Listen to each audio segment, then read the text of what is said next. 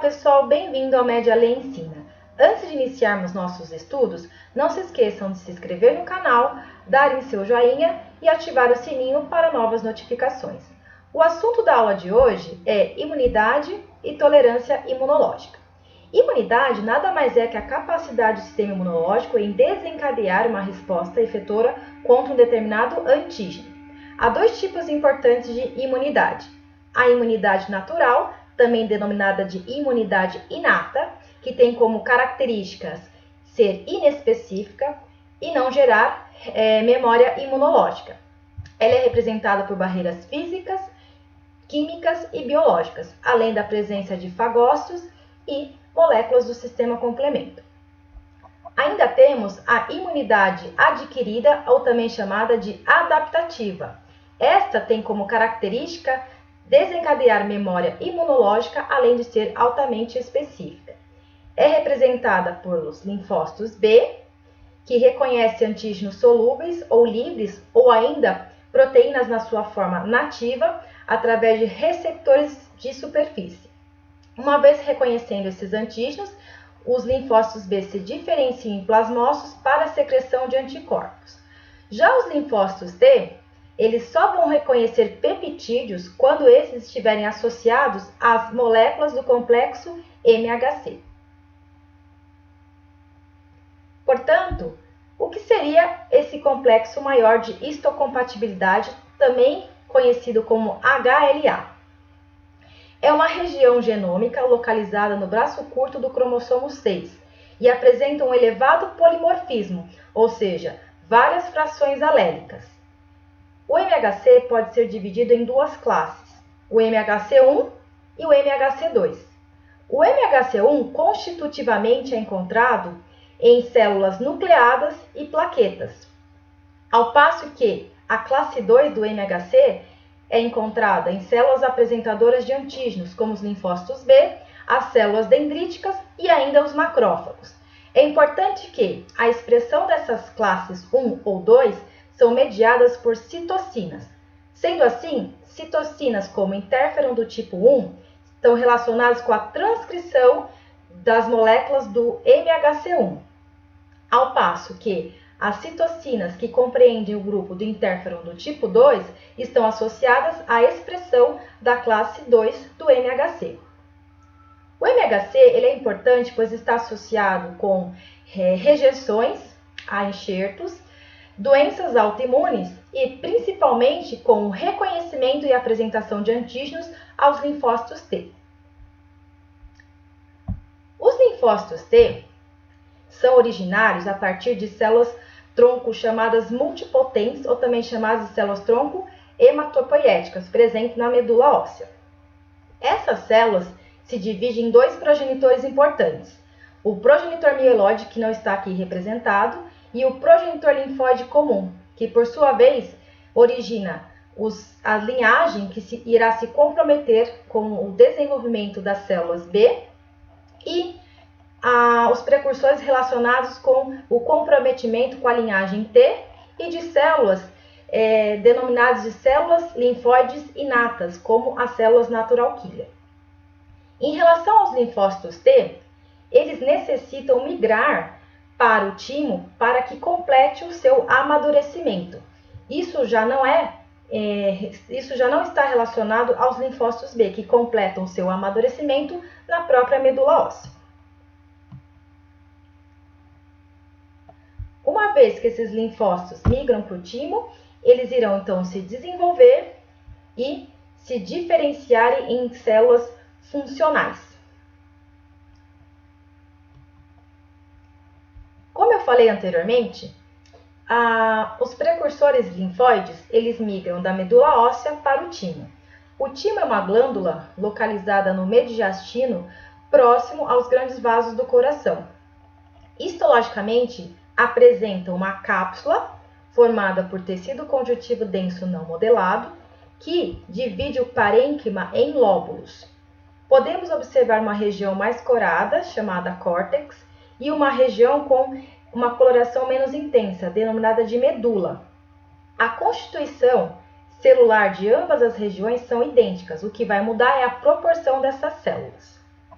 Assim, os linfócitos T em amadurecimento, também chamados de timócitos, migram da medula para o córtex do timo. Lá haverá interação dos timócitos com células que fazem parte da região cortical, como as células epiteliais do córtex tímico, bem como células derivadas da medula óssea, tais como as células dendríticas e os macrófagos. A interação dos timócitos com essas células é de extrema importância para o seu amadurecimento, uma vez que são secretados hormônios e também são apresentados antígenos próprios. O fenótipo maduro dos linfócitos T depende inicialmente do rearranjo somático do seu receptor chamado TCR. Na fase inicial de amadurecimento, os linfócitos são inespecíficos, pois apresentam uma linhagem germinativa dos genes que representam esse receptor TCR. Na medida em que ocorre a sua maturação ali no timo, acontece então um rearranjo somático desses genes que vão passar a expressar o TCR completo. Esse TCR, ele apresenta regiões constantes e regiões variáveis, o que garante a sua diversidade antigênica.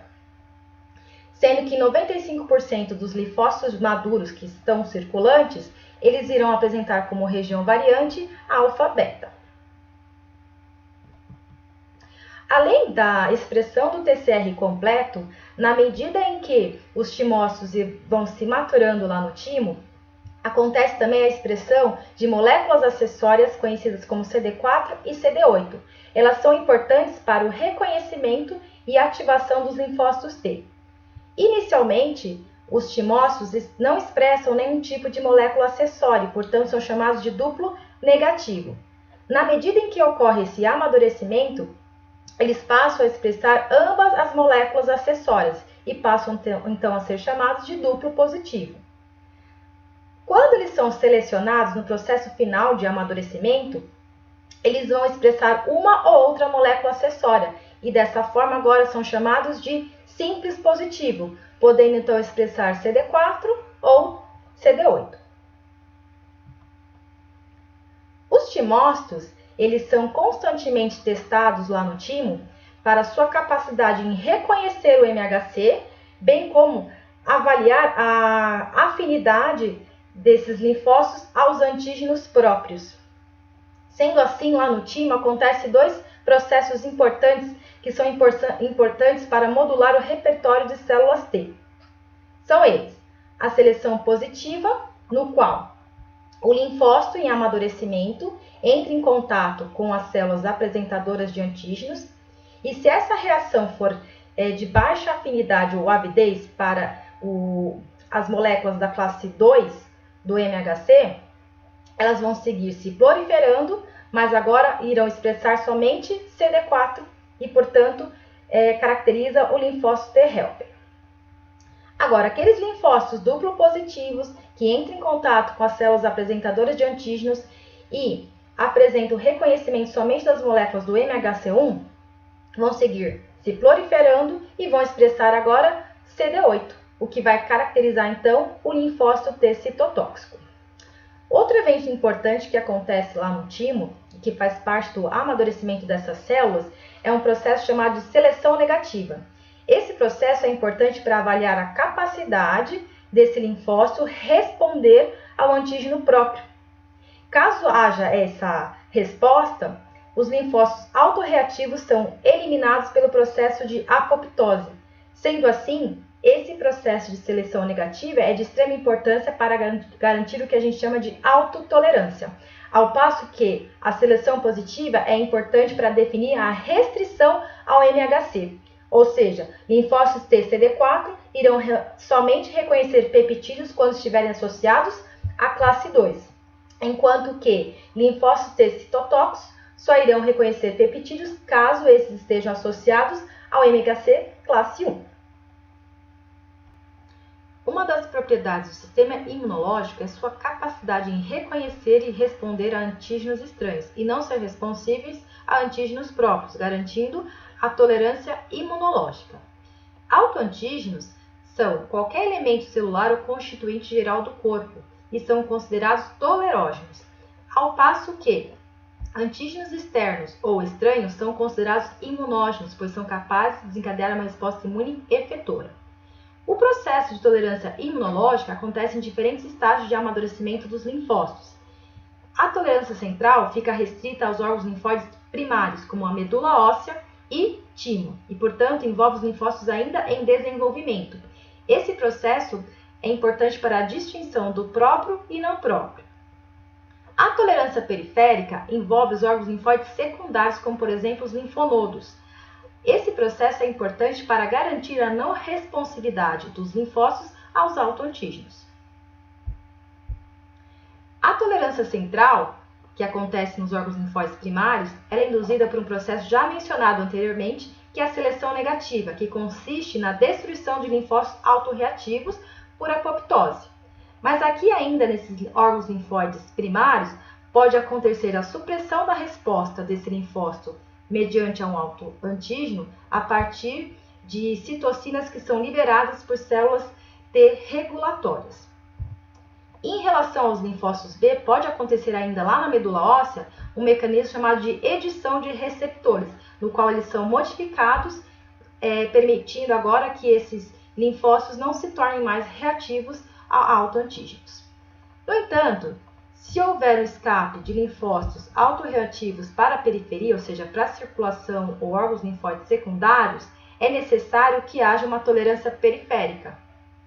Esses linfócitos autorreativos eles podem ser destruídos por apoptose, envolvendo aqui especialmente a via extrínseca a partir dos receptores de morte FAS e seu ligante FASL. Existe uma doença autoimune em função de um defeito genético na expressão desses receptores, como o lúpus eritomatoso sistêmico. E esse processo de apoptose que acontece aqui na periferia, ele fica prejudicado. Então, a tolerância periférica, nesse caso, ficaria restrita a outros dois mecanismos aqui que ocorrem nos órgãos linfóides secundários, que é a anergia, que significa a inativação daqueles linfócitos autorreativos, mas aqui vale lembrar o seguinte, alguns processos infecciosos e inflamatórios que podem induzir a liberação de citocinas podem em alguns momentos quebrar essa energia e eles se tornarem novamente reativos a autoantígenos, desencadeando um processo de autoimunidade. Sendo assim, é importante que o sistema imunológico apresente mecanismos que evitem a circulação de linfócitos autorreativos. Caso haja falha nesses mecanismos citados anteriormente, o sistema imune irá atacar células e tecidos, desencadeando as doenças autoimunes. Concluindo, o que é importante a gente ressaltar dessa aula? Que é de extrema importância a regulação do sistema imunológico para que linfócitos autorreativos não fiquem circulando e estarem associados a mecanismos de autoimunidade, mas vale lembrar o seguinte, que fatores externos e genéticos, principalmente aqueles associados a alterações dos genes localizados no braço curto do cromossomo 6, que representa o complexo maior de histocompatibilidade, também estarão associados a doenças autoimunes. E aqui, para finalizarmos a aula, eu coloquei duas doenças que têm a ver com o assunto da aula de hoje. E eu gostaria que vocês fizessem uma pesquisa e fizessem essa correlação. Depois deixe aqui seus comentários se foi possível a partir da aula de hoje, então estabelecer os conceitos e associar a essas doenças. Até breve!